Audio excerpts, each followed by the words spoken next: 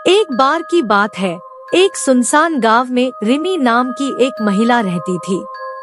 वह कोई साधारण महिला नहीं थी, इसके बजाय उसने एक भयानक उपस्थिति दर्ज की जिसने ग्रामीणों की रीढ़ को हिलाकर रख दिया। उसकी आभा इतनी भयावह थी कि जब उसके आसपास होने की अफवाह होती थी तो कोई भी अपने घर से बाहर निकलने की हिम्मत नहीं करता था। अब आइए इस रहस्यमय और खतरनाक भयावहता की कहानी पर गौर करें जिसने गांव को भय में डाल दिया। रिमी अपने अस्वाभाविक रूप से पीले रंग और तीखी आंखों के साथ छाया से बाहर आती थी और सड़कों पर द्वेष का माहौल पैदा करती थी। गांव वाले उसकी उत्पत्ति के बारे में कानाफूसी करते थे। कुछ का दावा था कि वह शापित थी, जबकि अन्य का मानना था कि उसने अंधेरी ताकतों के साथ एक समझौता किया था। चाहे जो भी कहानियां चल रही हो, एक बात निश्चित थी, रिमी ने उसके रास्ते में आने वाले किसी भी व्यक्ति के दिल में दहशत पैदा कर दी।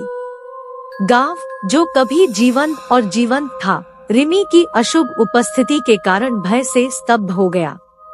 दुःस्वप्न ने निवासियों को परेशान कर दिया और उसके भयावह कृत्यों की कहानियां जंगल की आग की तरह फैल गई। अफवाहों में अजीब घटनाओं की बात की गई, अस्पष्टीकृत गायबियां, रात के अंधेरे में भयानक आवाजें और परेशान करने वाले दृश्य उन लोगों को परेशान कर रहे थे जिन्होंने रिमी की आंखों में देखने की हिम्मत की। जैसे जैसे डर फैला, ग्रामीणों ने खुद को अलग थलग करना शुरू कर दिया, जिससे भय और अविश्वास का माहौल पैदा हो गया। दरवाजों को कुंडी से बंद कर दिया गया था और खिड़कियों को कसकर बंद कर दिया गया था, जैसे कि खुद को अंदर बंद करने मात्र से ही द्वेषपूर्ण ताकत को दूर रखा जा सकता है। हालांकि रिमी अपने द्वारा पैदा किए गए डर से खुश लग रही थी। वह गांव के बाहरी इलाके में सिर्फ उस दहशत को देखने के लिए आ रही थी जो उसने पैदा की थी। एक बहादुर आत्मा, आर्यन नाम के एक युवा ग्रामीण ने रिमी के भयानक अस्तित्व के पीछे की सच्चाई को उजागर करने का फैसला किया। साहस और दृढ़ संकल्प से लैस होकर उन्होंने गांव के इतिहास में गहराई से खोजबीन की और इस दुष्ट शक्ति की उत्पत्ति का सुराग खोजा।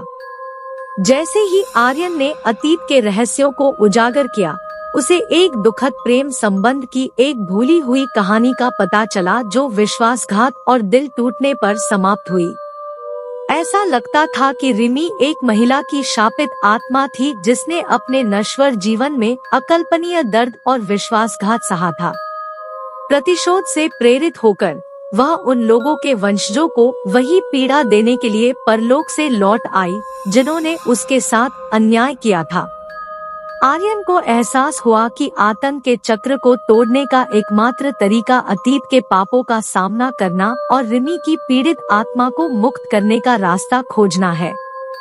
नए उद्देश्य से प्रेरित होकर आर्यन ने अभिशाप के रहस्यों को जानने और रिमी को गांव तक बांधने वाली अंधेरी ताकतों का सामना करने के लिए एक खतरनाक यात्रा शुरू की। रास्ते में उन्हें प्राचीन अनुष्ठानों, रहस्यमय प्रतीकों और अलौकिक संस्थाओं का सामना करना पड़ा जिन्होंने उनके संकल्प की परीक्षा ली। गांव का भाग्य अधर में लटक गया क्योंकि आर्यन ने अभिशाप को तोड़ने और अपने समुदाय को रिमी की भयानक विरासत की पकड़ से बचाने के लिए समय के खिलाफ दौड़ लगाई। अच्छाई और बुराई के बीच चरम संघर्ष में आर्यन ने रिमी का सामना किया और उसके श्राप के पीछे की सच्चाई को उजागर किया। एक हृदयविदारक रहस्योद्घाटन के साथ वह उस पीड़ित आत्मा को बंद करने में कामयाब रहा और उन जंजीरों को तोड़ दिया जो उसे गांव में बांधती थी।